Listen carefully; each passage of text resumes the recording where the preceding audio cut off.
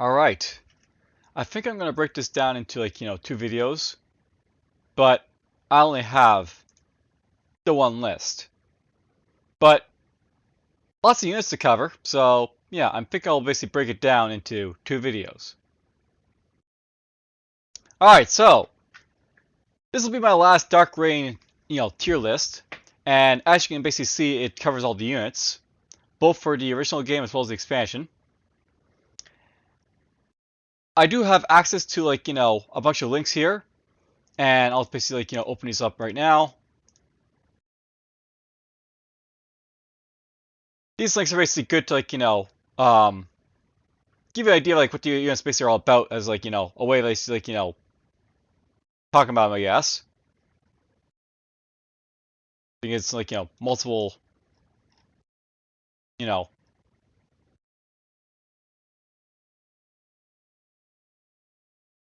things here. Alright, before I basically continue though, we'll get our music basically going. So we'll just open this up. Save media player.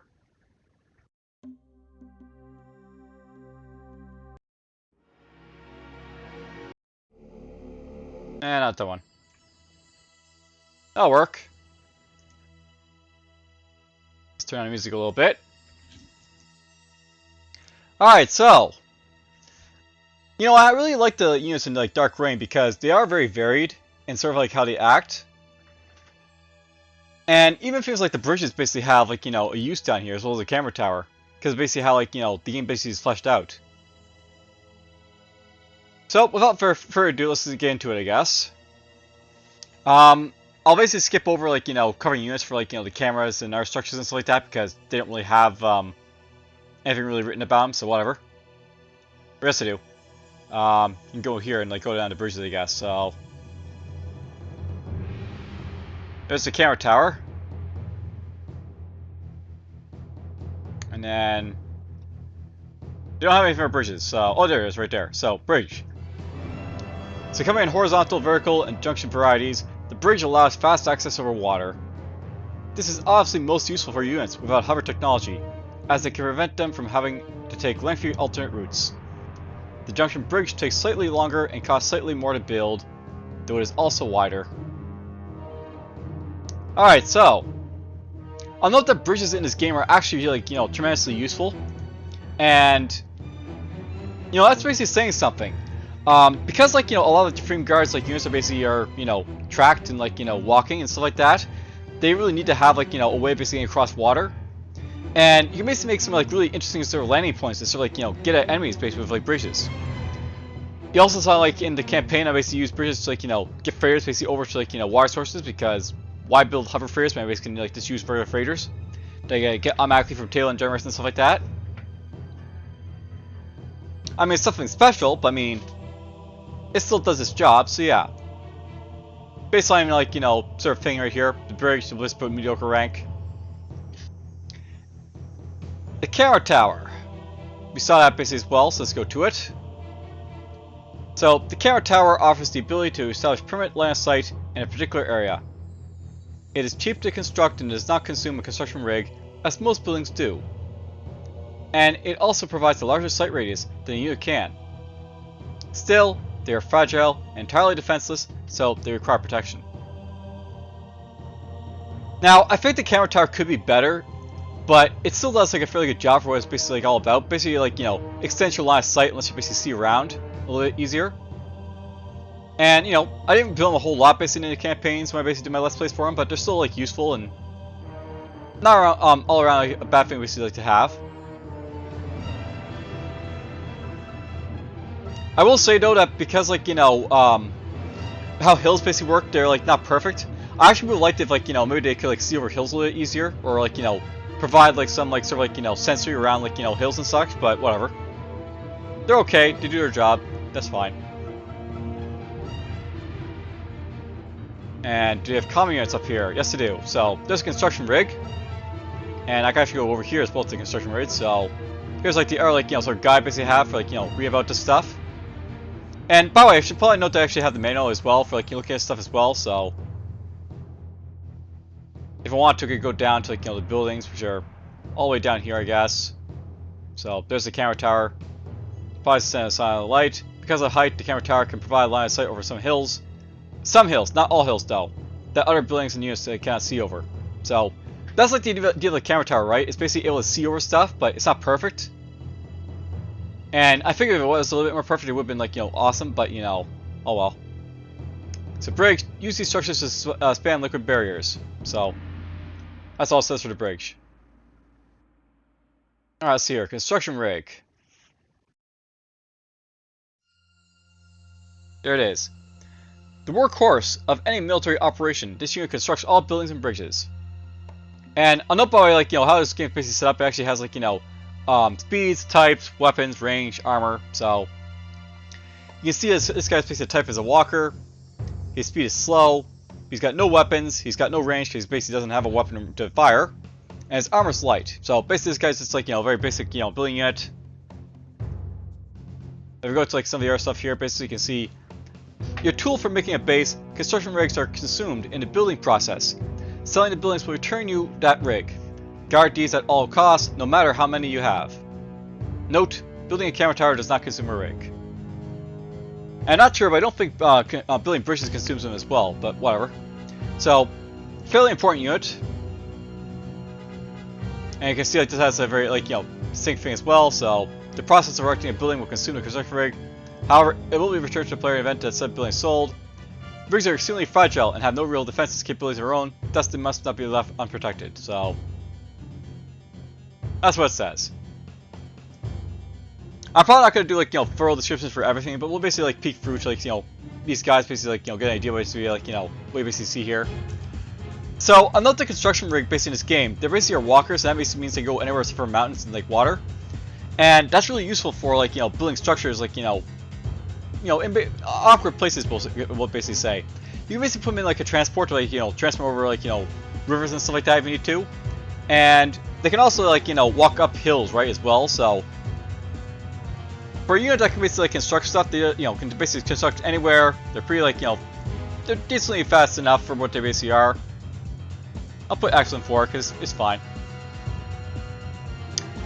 Alright, the freighter. So freighters, they're wheeled as opposed to walkers. Their speed is slow, much like the the construction rig. I think they're a little bit faster than the construction rig though, but not by much. They have heavy armor and are tasked with resource collection.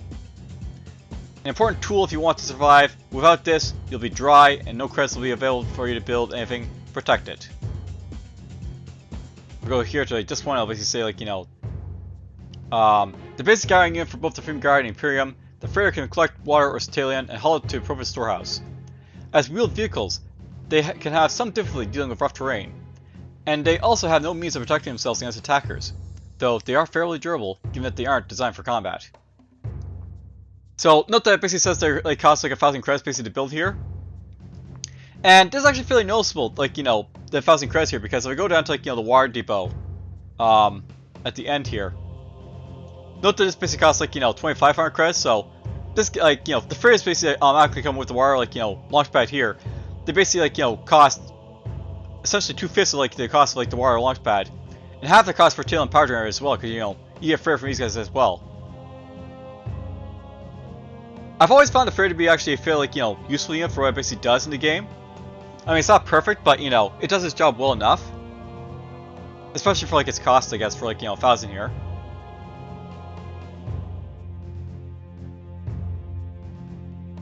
Now, I know by the way as well, if the heavy armor this guy basically has, you can use it to actually absorb base defense shots from say neutron accelerators and stuff like that if you want to, or heavy rail cannons. So they can also be useful meat shields toward the end of the game when you're basically just looking to start finishing things off. So they're reliable, they do their job. Alright, the hover freighter. So the hover freighter serves the same basic purpose that the regular freighter does, although it uses hover technology, allowing it to easily cross over water and swampy areas that might pose a problem for wheeled freighters. In addition, it also features a laser turret that allows it a modicum of defense against attacks, though it is somewhat less resistant to damage overall. So basically it's saying it's a little bit less strong, but still strong enough. So there's the hover freighter right here. Basically the armor is still heavy, but whatever. essentially is like a hover unit as opposed to like, a wheeled unit. It does have a weapon, it's got a laser cannon, it's like, a short range, but that's fine. Its speed is fast as opposed to slow. So it serves the same function as the freighter, but its hover drive allows movement over a broader range of terrain types. It is also armed with a laser cannon. Now, note by the way with the hover freighter, by the way, that unlike with the regular freighter, this guy can't go up hills very easily. So this guy does have advantage on like hilly terrain at least. They give him that credit, but whatever. I have to say I never really found like the hover freighter to be like all that useful. It's not a terrible unit, but I always found you can always like go around like water like bridges, or really just use the freighter for like most purposes like well enough. So it's not that important, I don't think, but whatever. Now this unit here is the water contaminator, and let's just go here to like read about it. So, contaminator. This vehicle can pollute and permanently destroy freshwater springs. It is slow and extremely expensive, but once you have cut off your enemy's resources, their ruin is inevitable. So this is a track vehicle. Its speed is slow. Its weapon is special. It's got no range.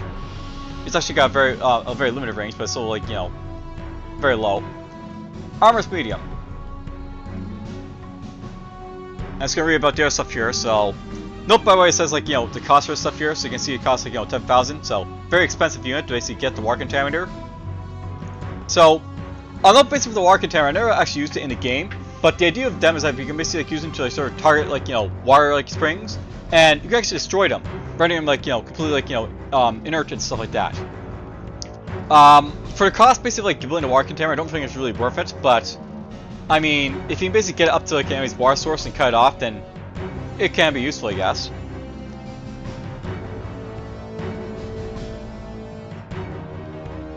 I think for the cost though, I have to say it's sort of efficient, but it's okay as an idea, I guess. Alright, the Infiltrator.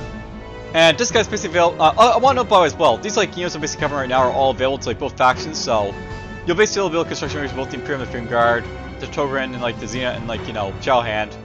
Same freighter, same hover freighters, bridges, camera towers, and the container here. And same like the Shadowhand and like Dream Guard. I basically have like both the infiltrators. Technically, both sides have like suicide bombers, and that like the hostage taker for like the Imperial side basically produces like hostages to like blow up things with, and like there's Mars and like the Freedom Guard side. Martian like road terraformers are basically on both sides, and well, basically that's basically next to like the Freedom Guard stuff here. This one right here, the base mover, but you get the idea.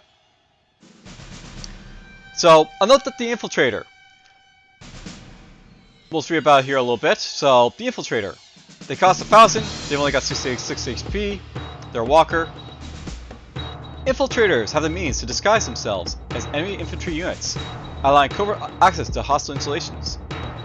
Transformation requires line of sight with the unit that is to be emulated, though it does not have to be visible to the Infiltrator itself. Once morphed, the Infiltrator can gain access to an enemy HQ in order to steal unit schematics and return them to their own HQ. And of course you can also go into like other enemy buildings, like their production facilities for like infantry and like vehicles, steal that way. So I actually really like the Infiltrator by the way in this game. It's basically just like the spy from like Red Alert, but basically it does a little bit more, and it steals like the enemy's like technology and stuff like that. It's nothing like too special, but it does its job well enough, so it's at least laudable. And you can also use this guy to scout around as well, which is like useful, so it's good. Let's see here. So I guess this guy doesn't actually have like the Martyr being like it's like only it, but whatever. Let's go down here to like the Martyr. So there's the Martyr. It costs 600 this guy, so kind of expensive for a suicide unit, but it does its job. These guys basically have like medium speed. They have no armor. They've got the concussive plasma detonator, and their type of damage is plasma. Their task is a kamikaze, and they're good against infantry and vehicles. Kamikaze troops that pack more than a punch. Has a short area effect, so be careful if you have units close by. Serious damage to weaker units, but the stronger ones also don't last long against 2 or 3 martyrs. Tip: don't send martyrs in groups. The first blast will usually kill the ones behind them before they reach the target. Instead, send unit by unit towards the target in short-term intervals. So, basically don't keep them near each other because they'll blow each other up. Now, on the by the way, I really don't like the martyr unit basically in the game. It works well for like an AI unit, but for a player, it's like really hard to sort of coordinate them because you have to be sending like individually like stuff to avoid blowing each other basically up when you basically use like multiple martyrs. And you also have like that tendency to blow up like your own units very close by as well. But man, do they pack some damage to these guys, because you can send out like a horde of like enemy units that just like damage a whole lot of them all at once for like a lot of damage. So they're very powerful. And I think it's basically enough to say like for a suicide unit they're actually decent. I mean, there's like more decent like suicide units I've basically played with, such as like Emperor Battle for Doom, but they're liable, they do their job. Alright, so we got ourselves a couple like expansion units here. The Road Terraformer and the Marsh Terraformer. Now, I'll note by the way that when I basically was testing these like out in like the expansion campaign, I didn't actually figure out basically how to sort of like use these guys, and I actually had to go look around to like see like how you can basically like use these guys like afterwards. I came across a guide, and I think it probably says in the manual as well that like if you use like the I key, you can initiate use special functions. So e.g. phase raiders, more scouts, etc. So if you actually like press I on like the units here, the right, you need to go to this one. So you press like I for like the Road Terraformer or the Marsh Terraformer. These guys actually detonate and like turn like the surrounding like terrain into like their dedicated like terrain type. So the Road Terraformer will basically like turn like stuff into like roads.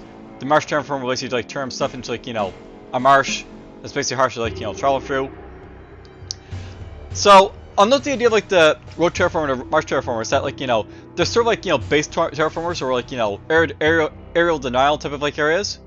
And the idea here is that basically like, you can put like a Marsh Terraformer in like a choke point to sort of like slow down units that might be an issue in that like area and make it like better for like defending yourself. And the Road Terraformer can be used like inside your base to sort of speed up your units to sort of like get around if you want to, or like speed up like your harvesters and stuff like that. The idea is like sound enough for them, but I'm not sure how useful they would be basically, to be honest. I mean, they're not terrible ideas, it's just that I really see any purpose really to them, so they're sort of mediocre, really. Nah, I'll put them deficient, because I mean, you can use them, but they're just not all that like interesting or anything like that, so whatever. Alright, so the base mover. So I don't think you'll basically find a base mover in here perhaps, but we'll look around for it and see. So yeah, I don't see anything for base mover in here, but I'll note that I thought about including like the base mover like his own unit, because this guy basically mentioned it. It's like it's being its own unit, so I was like that might make sense.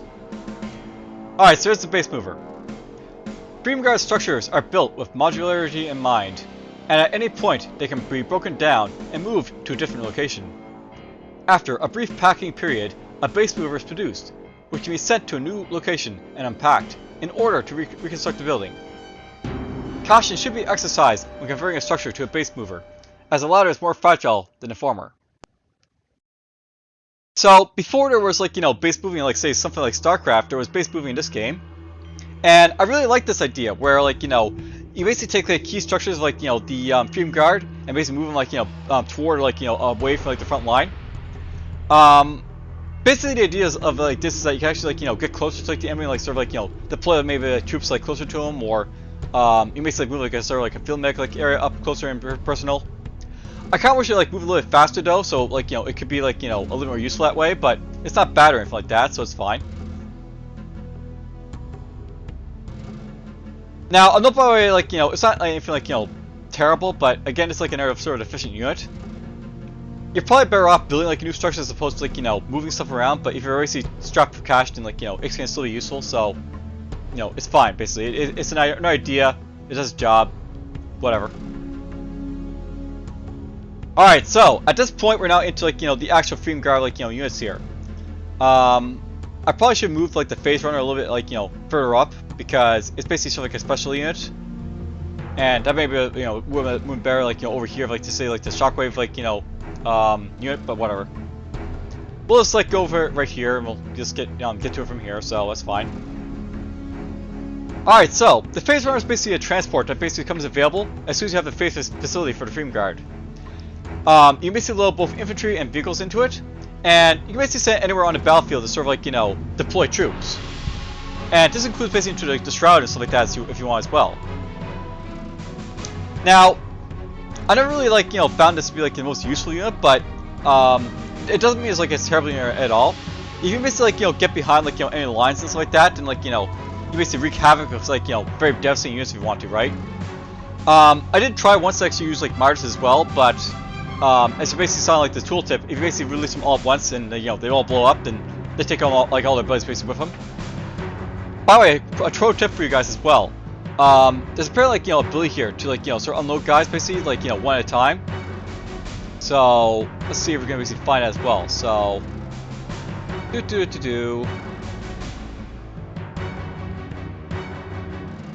where is the unload ability? But yeah, there's apparently like a key you can basically press to sort of unload units basically one at a time.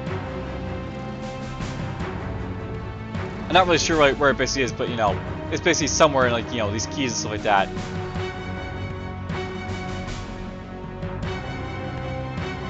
And by the way, you can basically, like, you know, press Control E to select all units on the map, and all controls basically select all units of that type on the map. All the basic stuff you, like, you know, have for keys are actually available in this game if you want them. Well, I can't really find it, but you know, there is a way to sort of, like, you know, essentially, like, you know, release, like, a unit one at a time. So if you want to basically, like, release, like, a martyr, like, one at a time, you can actually do so with a phase runner. And you can actually, like, you know, load up a phase runner of, like, 5 martyrs, like, send them, like, into a guy's base and sort of, like, blow them up that way if you want to. They do a whole lot of damage. Alright, let's see here. The phase runner. I think for, like, a, you know, a special unit, it's basically very laudable, so yeah, let's say it's laudable. It's not perfect or anything, because, you know, you can always have, like, you know, mobile units inside a base to sort of defend yourself, but it does its job. Alright, so now we're basically into, like, units proper for, like, you know, the game. Basically we have, like, both sides here, both, like, the, you know, the raiders and, like, you know, other stuff from the Freedom Guard here, and then we have, like, the Imperium basically down over here. Let's see here. So I guess let's go in order, because, like, why not? The Simple Raider. So let's just go down to the Raider over here. So this guy's basically, like, you know, a very, like, you know, simple cost of 150. He's a walker. He's very slow for, like, you know, infantry standards and stuff like that. He doesn't have any armor. He's got the Dobok heavy laser rifle, and his type is basically laser. He has a special ability if you basically fill the phase facility, though I never actually really used it, but, you know, it's there. Task is basically light attack, harassment. He's good versus infantry, but not really much, you know, good against anything else.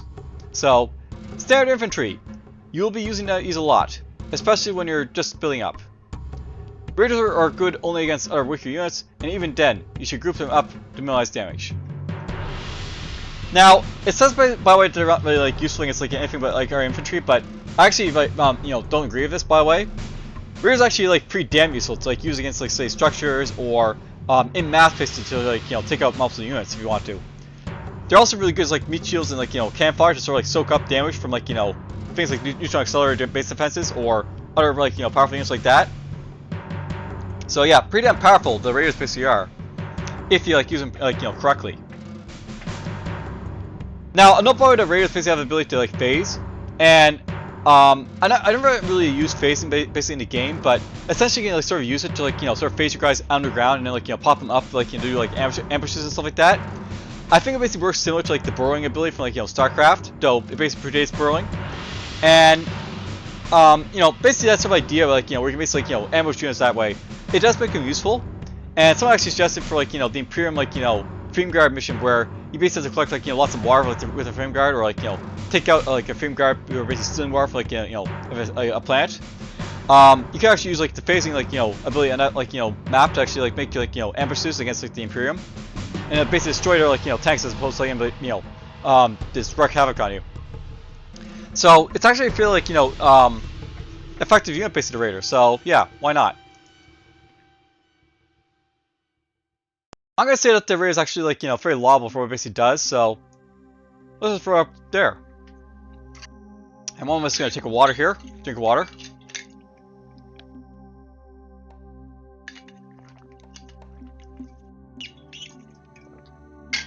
Alright, so continuing on. We get to the Marauder. And why not, let's basically jump to, like, the actual manual here. So here's like the actual pictures of like these guys here. So there's the mercenary. Mercenary is basically what he is. So recruited from outside the Freedom Guard ranks. These peg guns carry a massive shoulder-mounted railgun. Highly trained and ruthless, the mercenary is tougher and deadlier than the raider. The mercenary can phase once the phasing facility is built. So, just like the the raider here, these guys are infantry, but they actually have medium armor.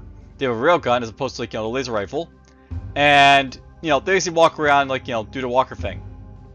Unlike with the raider though, the mercenaries are actually more kitted out to be able to be a threat to vehiicles, and that's basically their primary use. Is basically just to be your anti-vehicle type of infantry. Unlike with mercenaries, they're not going to be useful later down the road, but they're still going to be very useful to make ambushes on vehicles and stuff like that. And they're also pretty damn powerful, effective in a group space to kick on other infantry and structures if you have to drop them, so to speak. Though obviously it's better to use raiders against infantry, so don't do that. The raiders are just cheaper and just very deadly units to mop up the mercenaries if you go after them like that. And if I go to say these guys here, we'll basically see mercenary. So they present a relatively inexpensive way to defend against mechanized units, though they are somewhat less viable against our infantry units. So yeah, it goes without saying basically, don't use it against our infantry because they're not that useful against them. So these die against infantry since real weapons only work good on armor. Now these guys can also phase, by the way, and they're fairly effective basically at doing so. And I also found that they're actually pretty effective even in a late game where there's lots of vehicles running around. So I'm gonna say these guys are excellent because they do their job pretty well. I never found them to be useless or anything like that. So yeah, they'll throw in excellent. All right, the scout. So I'll note that basically the scout and the sniper are very similar units in that they basically both can camouflage themselves as doodads on the map. And the only difference between the sniper and the scout is that the sniper is a weapon as opposed to the scout that basically walks around basically just scouting out and stuff like that.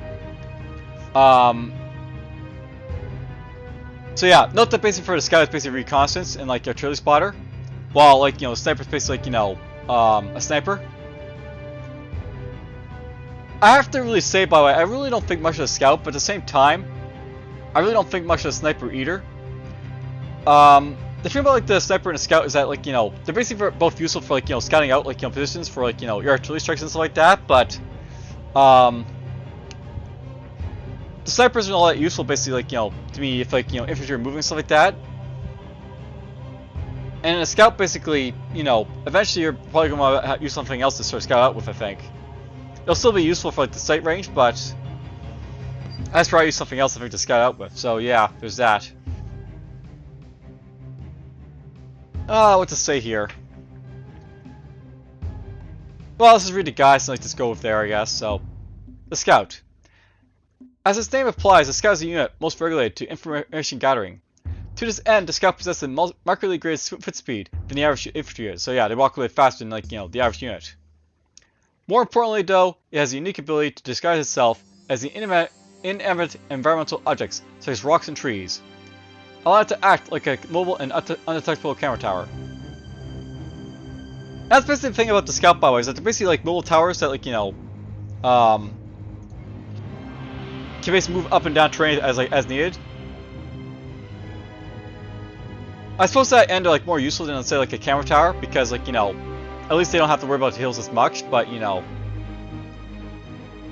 kind of mediocre. And I love the thing about the sniper here is that the sniper is capable of instantly killing most infantry units one shot, but because the sniper can't really kill stuff instantly if it's moving, it sort of loses its luster as a result. You know what, I'm gonna say the sniper's actually like, deficient, because even though like, the scout basically doesn't have a weapon, it's just cheaper to use, and like, if you're just gonna use it for like, artillery spying anyways, then like, yeah.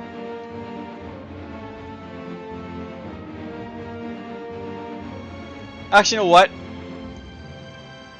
I'm gonna throw the scout basically up to law, because artillery actually is really powerful in this game, so I guess the scout does like deserve like, more up, like, respect basically just for the fact that artillery spying is that important, but whatever. Alright, so the field medic and the mechanic for the, the Freedom Guard. So, So, the field medic can restore health of a wounded infantry unit and administer an antitoxin to counteract the effects of the Emperor. The field medic will automatically heal damaged units that are nearby, or can be directed to heal a specific unit. The field medic has no attack capability and does not wear body armor. And then you have the mechanic who basically the reverse of like the mechanic that like, it fixes vehicles as opposed to like, infantry, so the mechanic functions similar to the field medic, repairing damaged vehicles in the field. The mechanic has no attack capability, so yeah, basically are the healing units. For the most part, like, compared to like, other games with like, their like, repair units, these guys work pretty well. I like the fact that you actually can like use them to sort of like, mobily like run around stuff to like, heal without like, having to basically tell them to do so. Though they can be sort of like, a bit too eager of like, say like a moving freighter, like, going to like a raw source, because they'll actually walk, as you like knowing like the map where you have to sort of defend that, like that, settlement from like the Imperium's like, false Freedom Guard attack. They'll run across the map if like, the unit's basically going all the way over there, I guess. But they do a good job overall for like, what they're basically supposed to do, so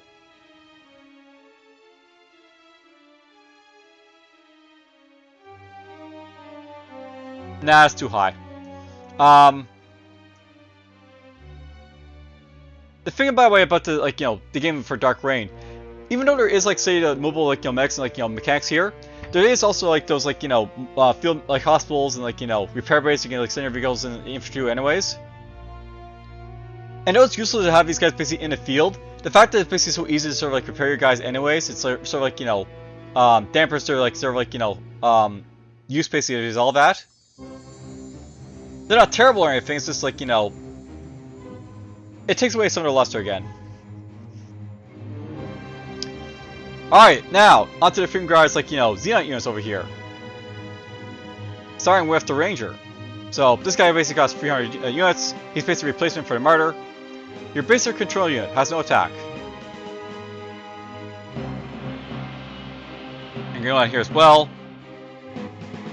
As an animal tamer of sorts, the Ranger is able to control Xenite creatures through a combination of conditioning and radio wave technology.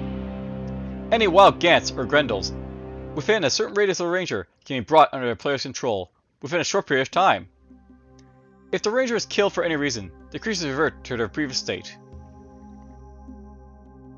I like the Ranger basically in how they sort of operate, but at the same time I sort of feel that the Rangers are also like,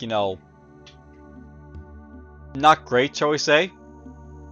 I always found like the Ranger are kind of weak in like, being able to control stuff, so it's kind of hard to sort of like, use them to sort of like, take control of like enemy units and like, keep control of your own. I think I was gonna throw that one into deficient because even though I really like the idea of like, the Ranger, it's just also a unit that like, it just like isn't strong enough really to like sort of use is the thing. Alright, Gants. So Gant, your basic Xenite has a melee attack and a self-heal. Replaces mercenaries. I really don't like Gants, by the way. They're gonna be my first terrible unit. So I will note that the Gants aren't like entirely useless, but being like a very like melee-centered unit, I don't find them all that useful. The thing with Gants is that basically they replace the mercenary, which is like a whole lot more useful to like use to me, I think. And these guys as well, like they go up and like basically hit stuff in melee. But the thing is that like this is not a game that really like benefits like melee type of like actions, so it's really hard to sort of use Gants to sort of like deal with anything like effectively. Especially with the Pathfinder like being the way it is, so yeah, they're sort of like a terrible unit, unfortunately. I assume basically in like say a game like say StarCraft or you know other games like that, they could be a little bit better, but just not really that great here. And then we get to the Grendel. These guys are mediocre at best. They basically replace your tank hunters. They're related to the Ghent. The Grendel is far more fearsome.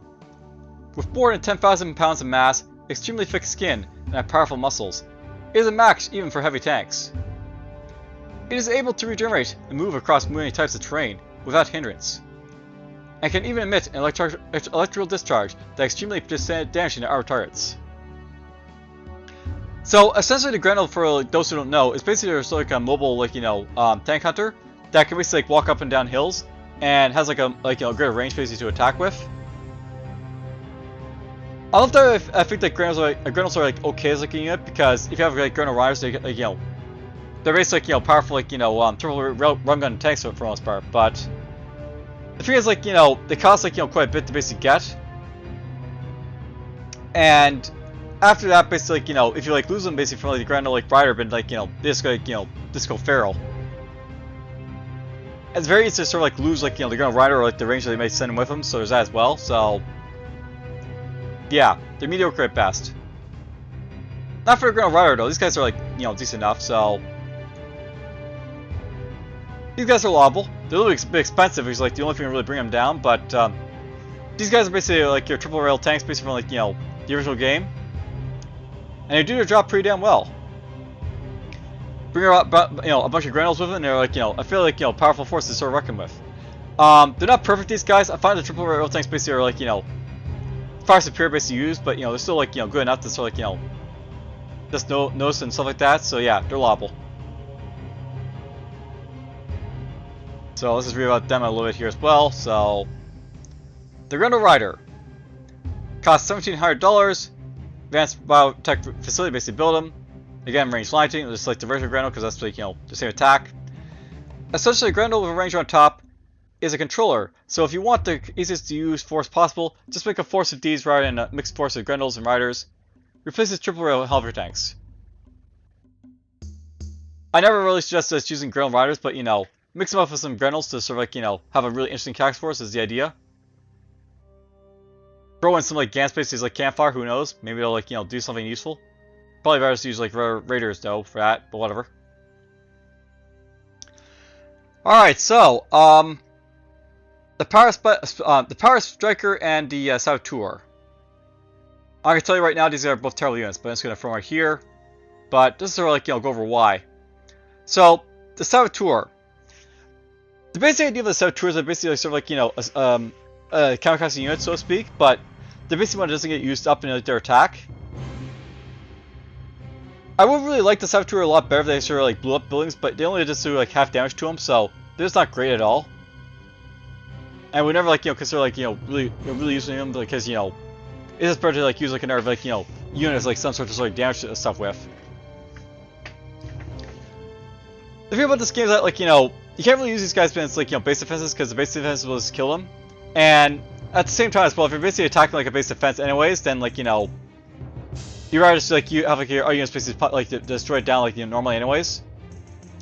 Against like normal structures, like when we get to that point, it's like why like being bother? So it's just a worthless unit basically for the most part. And then the Power Spiker here. I mean, the idea of like the Power Spiker is interesting enough because you can sort of knock out like all the power and like power down like enemy like turrets and stuff like that. Like it'll basically fully power down the enemy like attacking on turrets, but it's just like not that great basically if you consider the fact that like he has to basically get all the way up to like the enemy like tailing like power generators, and that's like probably not that easy to basically do. He doesn't have like any ability to like it's just like cloak himself like the other guys basically do. So expensive and like just not really worth caring about, I think.